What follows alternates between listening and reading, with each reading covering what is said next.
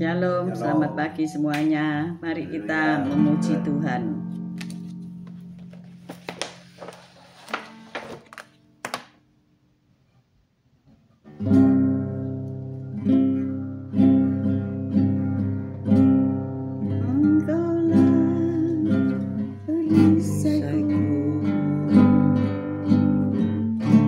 Saat badai hidup menerpaku,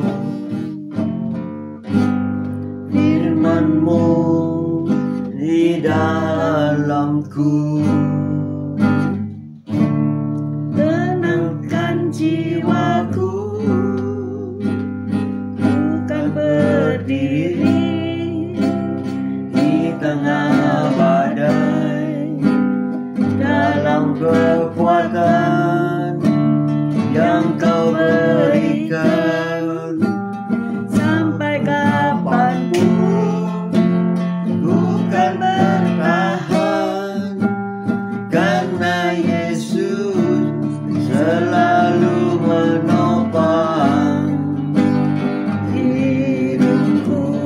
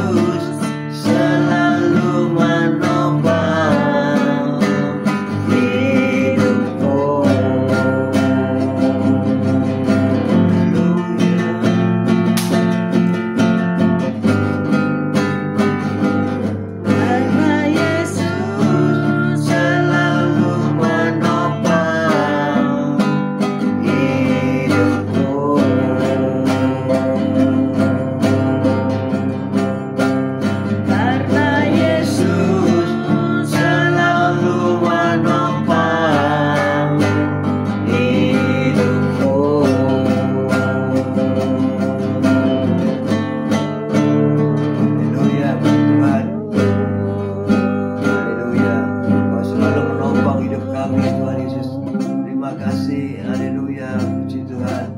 Selamat pagi Tuhan Yesus, Kau baik, Kau sungguh Allah, Kau sungguh sangat baik. Pagi hari ini Kau tetap menyertai kami dalam siaran gembala, siaran renungan pagi hari ini ya Tuhan. Sebentar lagi kami baca firman-Mu, renungan firman-Mu. Kau buka hati pikiran kami agar kami dapat menerima firman-Mu. Kau berikan pengertian bagi kami agar kami mengerti akan firman-Mu, dan Kau berikan iman yang kuat bagi kami agar kami dapat melakukan firman-Mu di dalam kehidupan kami ya Tuhan Yesus. Kami serahkan kehidupan kami sepanjang hari ini bersama semua rekan-rekan peserta daripada renungan pagi hari ini dalam tangan-Mu, di dalam kuat kuasa-Mu, di dalam perlindungan-Mu, di dalam penyertaan-Mu, di dalam kasih-Mu, juga di dalam berkat-Mu ya Tuhan. Dan Kau tetap berikan kesehatan, kekuatan bagi tubuh kami agar kami dapat melayani Kau lebih lagi. Dalam nama Yesus kami sudah berdoa mengucap syukur. Amin, amin, amin.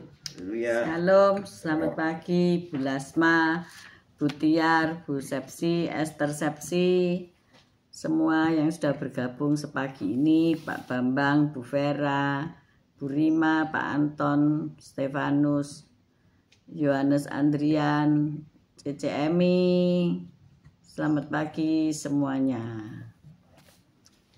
Pelajaran kita masih dalam tema Gospel of Second Advent. Jadi Gospel atau Injil tentang kedatangan Yesus kedua kali. Nah, kita sampai pada poin penghakiman ya. Kalau kemarin kita belajar tentang kebangkitan ya, ada kebangkitan rohani, kebangkitan jasmani. Kita sampai kepada penghakiman ya. Selamat pagi Bu Elias, Pak Elias, Dini, selamat pagi semuanya. Alkitab tidak mengajarkan bahwa penghakiman orang benar dan orang jahat adalah sama, ya, tidak sama. Alkitab mengajarkan bahwa penghakiman itu akan diklasifikasikan pada masing-masing golongan. Setiap golongan akan dihakimi secara terpisah. Selamat pagi Bu Ami. Ada 7 penghakiman yang dicatat di dalam Alkitab. Yang pertama adalah Yohanes 12 ayat 31 sampai 32. Yohanes 12 ayat 31 sampai 32. Penghakiman dosa-dosa orang percaya. Yohanes 12 ayat 31. Sekarang berlangsung penghakiman atas dunia ini. Sekarang juga penguasa dunia ini akan dilemparkan keluar. Dan apabila aku ditinggikan dari bumi, aku akan menarik semua orang datang kepadaku. Amin. Jadi ada penghakiman atas dosa-dosa orang percaya ya. Yang kedua, penghakiman atas diri orang-orang percaya. Dalam 1 Korintus 11 ayat 31 sampai 32. Selamat pagi Bu Wanda, Pak Budi Utomo, Jessica Albert. 1 Korintus 11 ayat 31. Kalau kita menguji diri kita sendiri, hukuman tidak menimpa kita. Tetapi kalau kita menerima hukuman dari Tuhan, kita dididik supaya kita tidak akan dihukum bersama-sama dengan dunia. Amin. Jadi ada penghakiman atas diri orang-orang percaya berupa didikan ya. Ada ujian dalam kehidupan kita selama kita di dunia ini, dan ada didikan dari Tuhan ya. Kalau kita melakukan kesalahan atau dosa, itu pasti ada akibat yang ditimbulkannya ya. Dan kita dididik dengan akibat itu mendidik kita. Agar apa? Kita nanti tidak dihakimi dengan dunia ya, dipisahkan. Kalau kita bertobat ya tentu kita tidak masuk dalam hukuman kekal ya. Yang ketiga, penghakiman atas pekerjaan orang-orang percaya. Penghakiman atas pekerjaan orang-orang percaya. Roma 14 ayat 10. Selamat pagi Bu Lili. Selamat pagi semua yang sudah bergabung walaupun tidak tertulis ya. Roma 14 ayat 10. Penghakiman atas pekerjaan orang-orang percaya. Roma 14 ayat 10. Tetapi engkau, mengapakah engkau menghakimi saudaramu? Atau mengapakah engkau menghina saudaramu? Sebab kita semua harus menghadap takhta pengadilan Allah. Amin. Jadi jangan main hakim atau mencoba menjadi hakim ya. 2 Korintus 5 ayat 10. 2 Korintus 5 ayat 10. 2 Korintus 5 ayat 10. Sebab kita semua harus menghadap takhta pengadilan Kristus, supaya setiap orang memperoleh apa yang patut diterimanya sesuai dengan yang dilakukannya dalam hidupnya ini, baik ataupun jahat. Amen. Nah, jadi jangan kita menjadi orang yang semena-mena ya. Ternyata ada penghakiman atas pekerjaan orang-orang percaya. Jangan kalau merasa, oh Tuhan itu selalu mengampuni dosa-dosa kita. Benar, Tuhan selalu mau mengampuni dan sudah diampuni dosa-dosa kita. Tetapi Tuhan selalu bilang, jangan berbuat dosa lagi. Tetapi hari ke hari seringkali kita terjatuh. Kita dalam perjalanan hidup bisa mengsle, saudara ya. Bisa sekonyong-konyong terjatuh ya. Baik disadari maupun tidak disadari. Maka dari itu ada bahayanya. Bahayanya yaitu nanti kita akan dihakimi menurut apa yang kita sudah lakukan ya. Baik dalam hidup ini, yang jahat ataupun yang baik yang kita lakukan. Kita pasti akan menerima akibat-akibatnya, diadili ya. Yang keempat, penghakiman atas orang Israel. Kita baca Yehezkiel 20 ayat 33 sampai 44.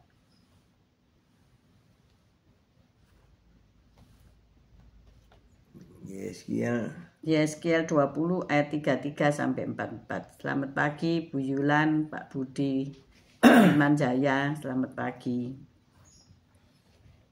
Yehezkiel 20 ayat 33. Demi aku yang hidup, demikianlah firman Tuhan Allah, aku akan memerintah kamu dengan tangan yang kuat dan lengan yang teracung dan amarah yang tercurah. Aku akan membawa kamu keluar dari tengah bangsa-bangsa dan mengumpulkan kamu dari negeri-negeri di mana kamu berserak dengan tangan yang kuat dan lengan yang teracung dan amarah yang tercurah. Dan aku akan membawa kamu ke padang gurun bangsa-bangsa, dan ke sana aku akan berperkara dengan kamu berhadapan muka, seperti aku berperkara dengan nenek moyangmu di padang gurun tanah Mesir. Begitulah aku akan berperkara dengan kamu, demikianlah firman Tuhan. Aku akan membiarkan kamu lewat dari bawah tongkat gembalaku dan memasukkan kamu ke kandang dengan menghitung kamu. Aku akan memisahkan dari tengah-tengahmu orang-orang yang memberontak dan mendurhaka terhadap aku. Aku akan membawa mereka keluar dari negeri tempat mereka tinggal sebagai orang asing. Tetapi di tanah Israel mereka tidak akan masuk, dan kamu akan mengetahui bahwa akulah Tuhan.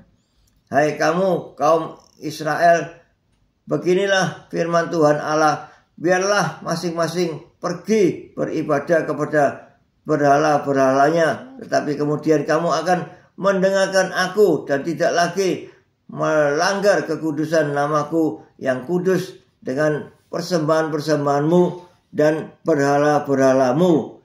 Sebab di atas gunungku yang kudus, di atas gunung Israel yang tinggi, demikianlah firman Tuhan Allah, di sana, di tanah itu, segenap kaum Israel dalam keseluruhannya akan beribadah kepadaku. Di sana aku akan berkenan kepadamu, dan di sana aku akan menuntut dari kamu persembahan-persembahan khususmu dan sajian-sajianmu yang terpilih, segala yang kamu kuduskan. Seperti kepada persembahan yang harum, aku berkenan kepadamu pada waktu aku mengeluarkan kamu dari tengah bangsa-bangsa dan mengumpulkan kamu dari negeri-negeri di mana kamu berserak, dan aku akan menunjukkan kekudusanku kepadamu di hadapan bangsa-bangsa, dan kamu akan mengetahui bahwa akulah Tuhan pada waktu aku membawa kamu masuk ke tanah Israel, ke negeri yang dengan sumpah telah kujanjikan memberikannya kepada nenek moyangmu. Di sana kamu akan teringat-ingat kepada segala tingkah lakumu, dengan mana kamu menajiskan dirimu, dan kamu akan merasa mual melihat dirimu sendiri karena segala kejahatan-kejahatan yang kamu lakukan. Dan kamu akan mengetahui bahwa akulah Tuhan, dan masa aku oleh karena namaku, pada masa aku oleh karena namaku tidak memperlakukan kamu selaras dengan tingkah lakumu yang jahat dan busuk, hai kaum Israel. Demikianlah firman Tuhan Allah. Amin. Nah, itu sabda Tuhan kepada bangsa Israel ya. Jadi telah terjadi bahwa bangsa Israel pernah dihukum dengan berputar-putar di padang gurun sebelum ia masuk ke tanah Kanaan ya. Ini janji Tuhan yang pasti tergenapi ya. Juga ketika perang dunia pertama atau kedua ya, bangsa Israel itu diserakkan ke seluruh muka bumi ya. Mereka tidak lagi mempunyai tanah perjanjian itu, tapi diserakkan ya. Dan akhirnya mereka akan kembali ke tanah perjanjian itu. Nah, inilah penghakiman atas orang Israel. Selamat pagi Pak Yusak, Bu Ineke, selamat pagi Pak Martin Tauhudu dan Ibu Febi, selamat pagi Bella Anastasia, selamat pagi semua yang sudah bergabung. Kemudian kita masuk ke poin yang kelima. Ya, saya ulangi, 1, penghakiman dosa-dosa orang percaya. Yang kedua, penghakiman atas diri orang-orang percaya. Yang ketiga, penghakiman atas pekerjaan orang-orang percaya. Yang keempat, penghakiman atas orang Israel. Kita masuk kelima, penghakiman atas bangsa-bangsa. Matius 25 ayat 31 sampai 46. Matius 25 ayat 31 sampai 46.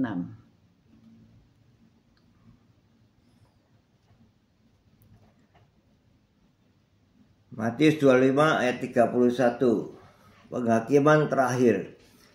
Apabila Anak Manusia datang dalam kemuliaannya dan semua malaikat bersama-sama dengan Dia, maka Ia akan bersemayam di atas takhta kemuliaannya. Lalu semua bangsa akan dikumpulkan di hadapannya, dan Ia akan memisahkan mereka seorang daripada seorang, sama seperti gembala memisahkan domba dari kambing.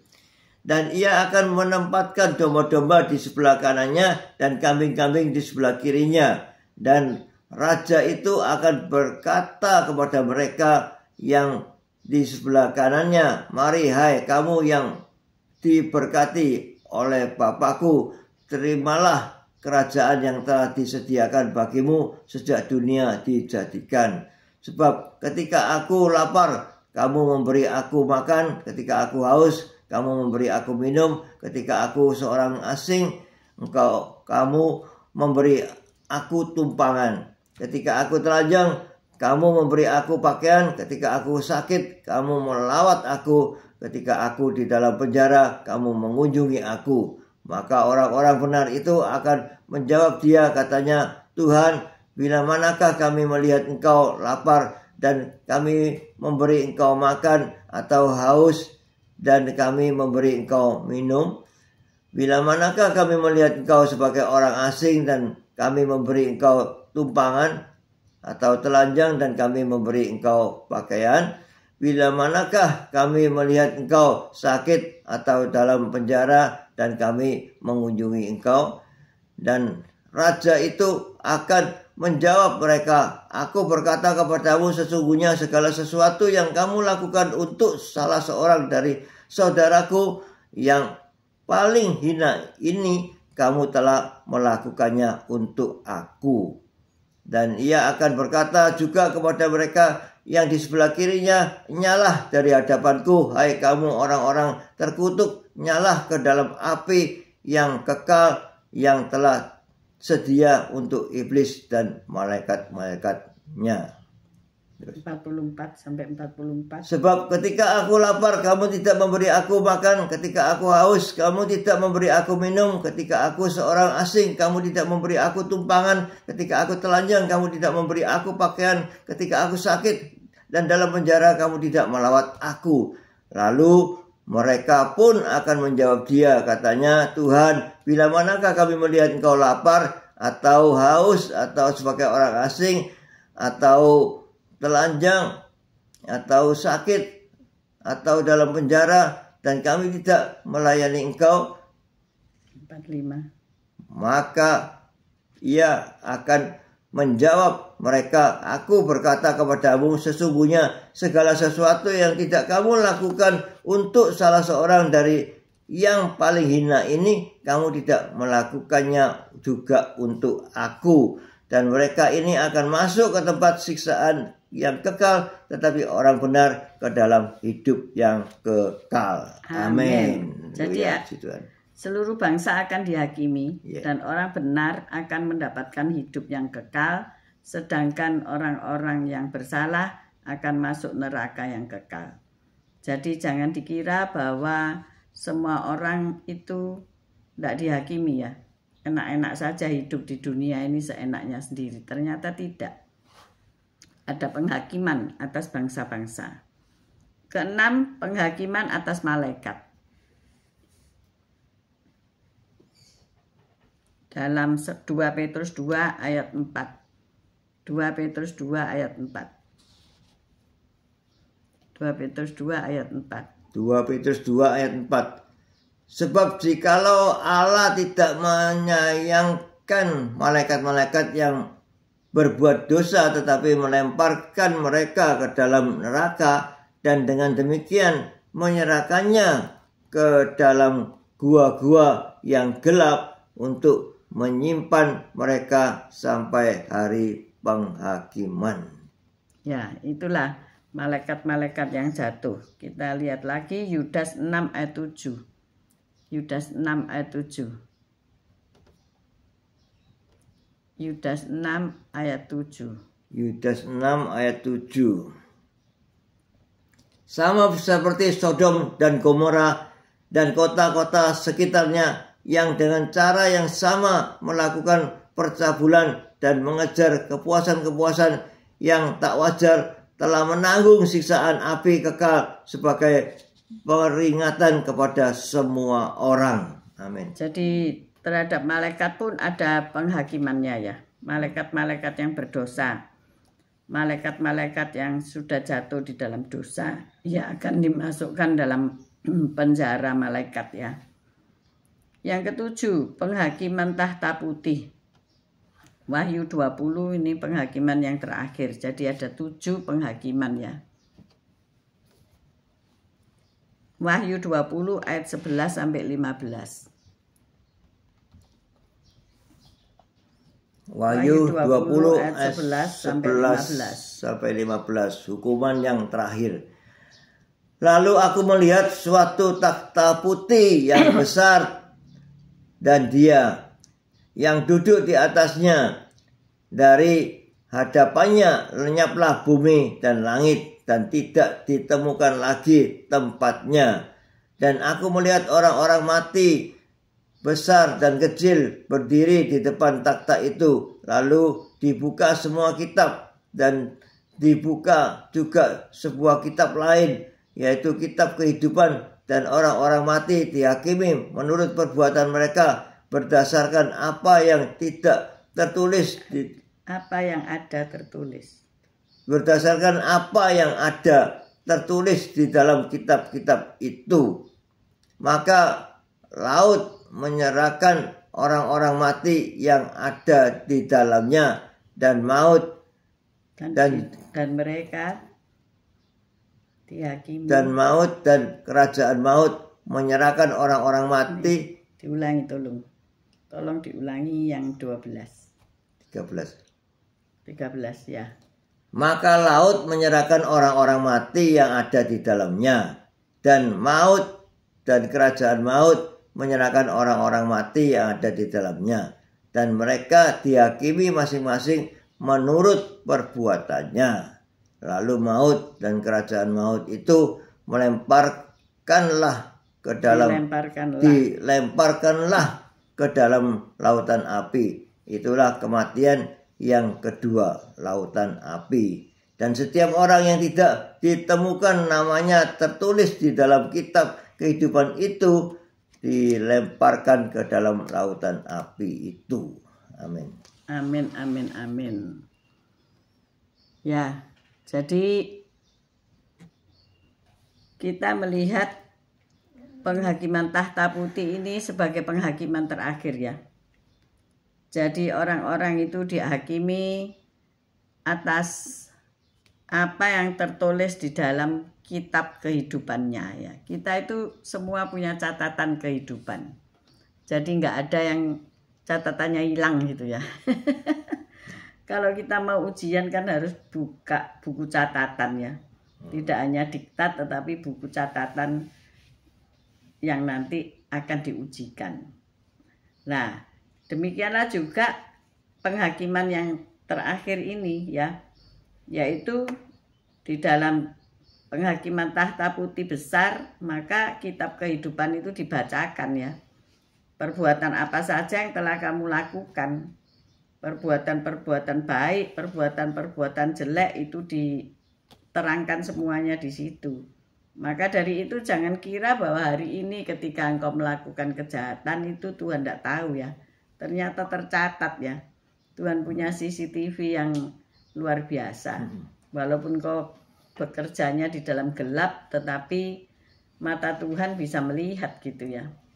Jadi ini penting kita sadari ya. Ada 7 penghakiman. Kok banyak sekali ya. Banyak. Jadi ada penghakiman atas diri. Pertama penghakiman atas dosa orang percaya, kemudian atas diri orang percaya. Jadi orang percaya pun juga ada hukumannya ya. Mungkin hukuman itu harus dilakukan selama ia hidup di dunia ini ya. Mungkin seperti Raja Daud. Dia punya dosa yang besar di mana ia membunuh suami Batseba ya.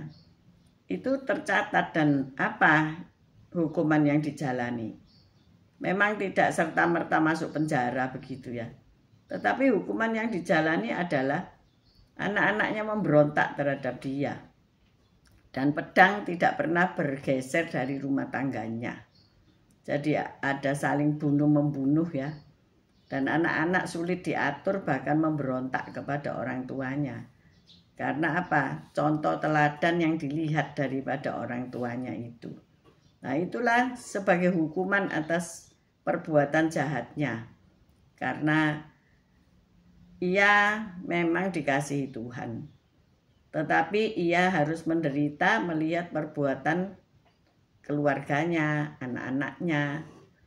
Itu membuat hatinya luka ya. Bagaimana ia kehilangan Absalom. Bagaimana Absalom memberontak terhadap dia. Ini satu contoh ya. Banyak di Alkitab bagaimana orang percaya pun menderita ya. Karena apa? Ada ujian dan kalau tidak lulus dia harus menjalani hukuman tersebut ya. Saat ini mungkin Anda sedang banyak sakit ya. Gantian sakit di dalam rumah tanggamu. Kalau tidak istri ya anak. Kalau tidak anak ya dirimu sendiri. Ada saja kebocoran-kebocoran dalam rumah tanggamu. Mungkin kau mencari, menyelidiki. Aku sudah bertobat kok. Aku sudah lahir baru. Aku sudah tobat. Tetapi akibat dari dosa-dosa masa lalu. Itu harus diselesaikan, ditanggung jawabi. Misalnya orang-orang yang meninggalkan istri, anak tak bertanggung jawab. Angkat tangan. Atau tinggal hidup dengan wanita lain. Tetapi ia kemudian bertobat ya. Ada satu masa di mana ia dididik oleh Tuhan kembali. Ya. Mungkin bekerja susah ya. Mungkin tidak semulus yang dia kira. Wah, aku ini sudah bertobat kok, tapi pekerjaanku kok masih jatuh bangun. Nah, itu kan akibat-akibat dari perbuatan yang lama, itu masih kita harus bayar ya. Kalau enggak kan enak gitu, Tuhan enggak adil ya. Kalau, oh ya ampuni Tuhan, dosaku diampuni, terus kamu hidup melejit, sukses, berhasil, beruntung. Ya semua orang pasti nanti buat dosa dulu, minta ampun, terus sukses. Ada pepatah apa? Bukan pepatah, jargon ya. Apa itu? Kalau muda apa? Sukaria ya. Terus tua kaya raya ya. Terus mati masuk surga. Mana ada tua muda sukaria ya. Kalau enggak muda kerja keras, ini Pak Gem ini dari muda kerja keras ya. Baru bisa menikmati hasilnya di masa-masa tua ya. Kita harus menyekolahkan anak, harus berjuang kalau saya bilang. Nah itu kan sesuatu yang harus diperjuangkan, enggak enak-enakan gitu ya. Itu kan enggak bisa disogok ya, enggak bisa disuap. Saya pernah mengalami ada perkara yang saya harus menghadap, ya. Dan kalau di dunia ini kan semua bisa diatur, ya. Kalau Tuhan itu tidak bisa diatur, ya. Kalau semuanya bisa diatur sehingga kita bebas dari hukuman, ya. Karena ya bisa disuap, bisa diatur semuanya ya. Gimana baiknya sehingga kita bebas dari hukuman itu. Ya kalau pelanggaran kita tidak seberat-berat amat lah. Itu pelanggaran yang ringan-ringan yang masih bisa diberikan kebebasan. Dan itulah ya, seperti kita yang paling ringan aja kita melakukan kesalahan di lalu lintas, gitu. Dan di situ ada hukumannya ya, hukum tilang itu. Nah itu kita bisa melakukan ya sesuatu perdamaian. Di situ ada perdamaian, bukan di peperangan aja. Sekarang, perdamaian ya. Sekarang ada CCTV. Perdamaian gitu loh. Tapi yang saya beri itu petugasnya juga dia ngomong nanti tidak diviralkan enggak Om. Oh enggak lah, kita ini saudara ya katakan. Berarti nakal ya Pak Gem ya. Iya. Nah itu apakah enggak dibukakan kitab kehidupannya? Nah itu dibukakan nanti ini ngapain kamu nyogok? Tercatat ini nanti ya. Kamu salah tapi nyogok. Nah itu harus ditanggungjawab. Tanggungjawab nanti juga ya tuh. Gitu.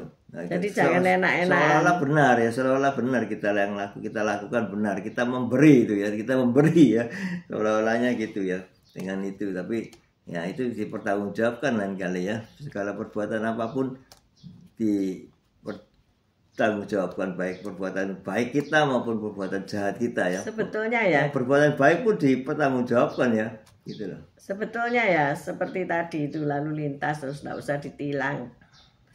Janji damai, sebetulnya kan sama saja ya. Dengan ditilang toh yang bayar, tapi masuk ke kas yang benar.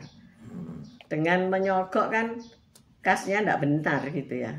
Uangnya sama-sama keluar gitu. Tetapi yang satu masuk ke dalam jalur yang benar, yang satu nyeleweng gitu ya.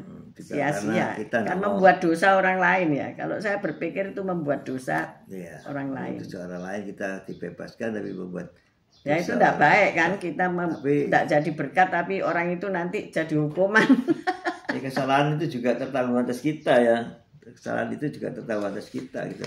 Ya dua-dua dihukum lah. Dua-dua dihukum. Ya, gitu. Nah kemarin teman saya ya lucu, pakai sabuk pengaman, tapi tangan kirinya itu dikeluarkan gitu loh. Jadi sabuknya itu di bawah lengan ya. Itu tetap salah loh saudara ya. Jangan melakukan hal yang seperti itu. Memang kita ini kalau pakai sabuk itu kan tidak enak dijiret gitu ya, ditekan, apalagi kalau ngerem gitu kita bisa sesek gitu. Nah ini tangan kirinya itu dikeluarkan, kena tilang saudara ya, kena tilang. Jadi jangan dikira CCTV yang melihat. Jadi CCTV itu kalau kasat mata seolah-olahnya pakai ya, tapi kalau CCTV jelas, apalagi dibandingkan dengan sebelahnya. Kalau sebelahnya ada sabuknya yang melintang gini, dia tidak ada. Jadi dia kosong ini. Dia kan ada di bawah dada ya. Iya. Jadi akhirnya dia kena tilang gitu ya. Jelas kelihatan tadi Jadi ini ya, jadi ini melakukan kebenaran tapi tidak 100% gitu ya, 75%. Ya tetap salah ya. Saudara kalau bilang dosa kecil, dosa besar itu sama saja dosa. Dosa itu miss the target. Kalau saudara memanah itu enggak masuk ke lubang sasaran gitu ya, miss the target, keluar dari papan dartnya itu. Jadi yang namanya dosa itu dosa kecil ya. Pak Gem ngomong itu kan enggak seberapa. Sama aja ya. Membuat orang lain celaka ya. Membuat dua-dua masuk hukuman kan seperti itu ya. Kan ada hukumannya gitu ya. Jadi ini kita memang harus hidup yang lurus itu sulit ya. Memang sulit. Kemarin saya baca di media sosial ya.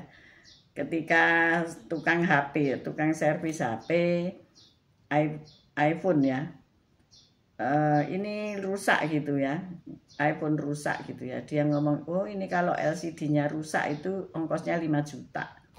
It's okay katanya, tapi harus ditinggal. Kemudian dia membuka, si tukang reparasi ini membuka dan ternyata cuma konektornya aja yang lepas gitu ya. Jadi dia cuma gantelin lagi atau pakai solder konektor yang lepas itu dan sudah jadi gitu ya. LCD-nya nggak apa-apa. Kemudian sang pemilik datang dan ia mau berlaku jujur. Dia berkata, ternyata ini enggak apa-apa, cuma konektornya aja yang terlepas. Jadi ongkosnya 500.000. Bayangkan ya saudara, dari 5 juta menjadi 500.000. Kan sangat beda jauh gitu loh. Kalau saudara yang jadi tukang servis gimana? Kalau Pak Gem yang jadi tukang servis ya apa? Ya, tarik 5 juta itu kan ditarik 5 juta. Ini bukan layarnya tok yang rusak tapi ada lainnya. Nah, itu kan berarti nggak bisa dipercaya ya. Tidak dipercaya. Itu kan nakal berarti. Ini tukang servis yang nakal. Nah, itu. Mungkin kalau dia tahu loh inilah LCD lawas ini ya. Jadi dia nggak akan percaya, nggak akan kembali lagi. Tetapi dia ngomong dengan begitu saya kehilangan 4,5 juta. Tetapi 500.000 ini akan bawa dia kembali dan bawa teman-temannya ke servis saya. Sehingga saya akan tertutup 4,5 juta itu nanti. Loh, ini suatu iman, perbuatan iman yang luar biasa ya. Padahal dia bukan orang yang percaya kepada Kristus. Tetapi ia melakukan kebenaran di dalam kehidupannya. Nah, ayo kita pertimbangkan hidup kita sehari-hari. Kita milih mau berbuat dosa apa milih mau berbuat kebenaran. Saya pernah ditilang, tapi saya diem aja. Terserah mbok apa no aku. Ternyata disuruh ke apa itu? Pengadilan ya karena melanggar lampu merah katanya begitu. Akhirnya saya datang ke pengadilan itu dan dikasih support sama driver, truk driver, semua laki-laki, saya tok yang perempuan. Terus oh ya gitu Bu, lebih baik ditilang katanya. Akhirnya saya duduk di kursi pesakitan ya didok. Saudara melanggar rambu nomor sekian, dendanya berapa sih? Murah, tidak sampai 100.000 ya.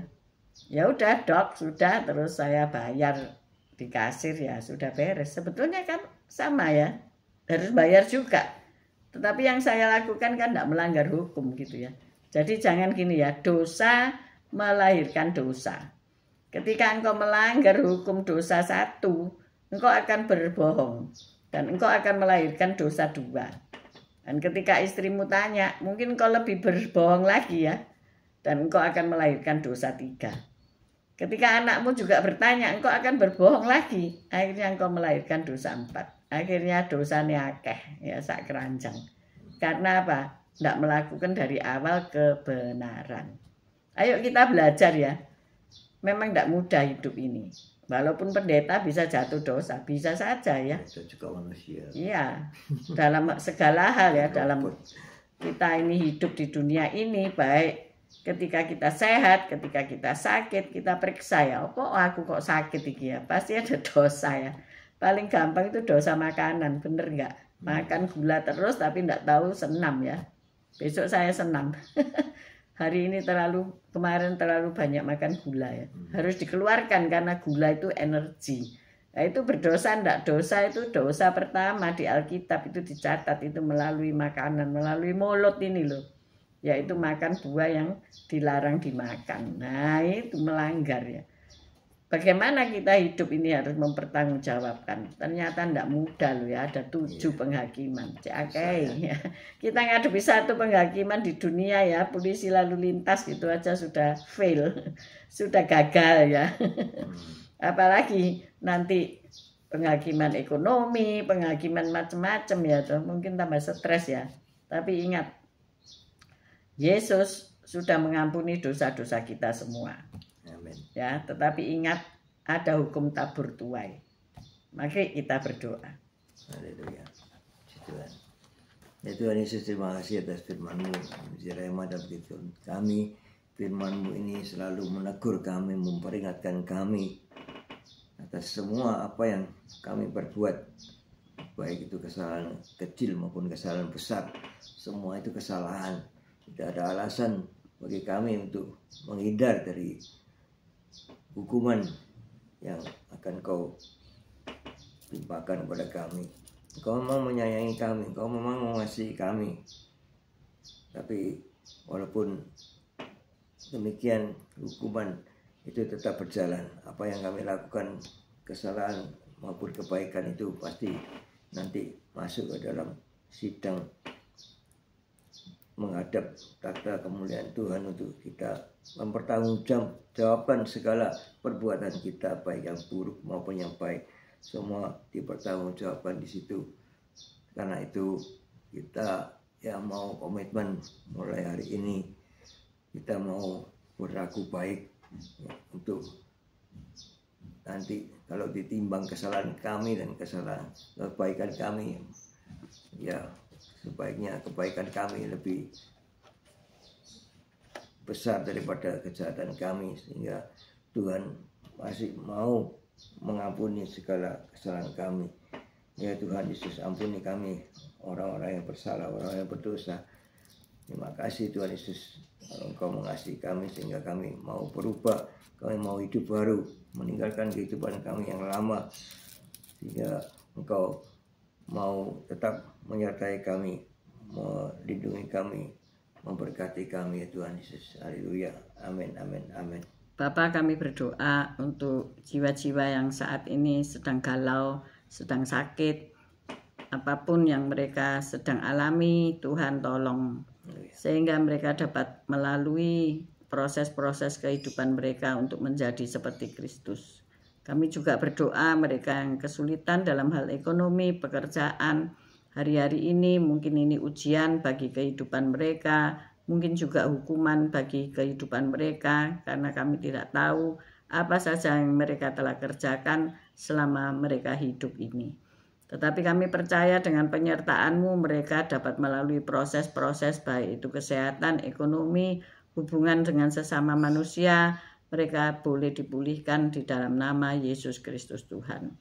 Ketika kami belajar hal-hal yang mungkin bagi sebagian kami sangat mengerikan, tetapi inilah kenyataan bahwa di dalam hidup itu tidak semuanya hanya nyaman dan indah-indah, tetapi harus berjuang untuk dapat masuk melalui pintu yang sesak, yaitu pintu kekekalan.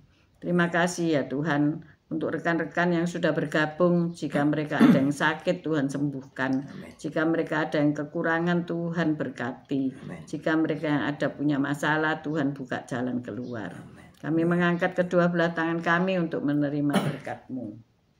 Tuhan memberkati engkau, Tuhan melindungi engkau, Tuhan menyinari engkau dengan wajah-Nya dan memberikan engkau kasih karunia. Tuhan menghadapkan wajah-Nya kepadamu dan memberikan engkau damai sejahtera. Terimalah berkat dari Allah Bapa, Putra dan Roh Kudus, berkat kasih, sukacita, damai sejahtera mulai pagi hari ini sampai Maranatha Tuhan Yesus datang untuk kedua kalinya, bahkan sampai selama-lamanya.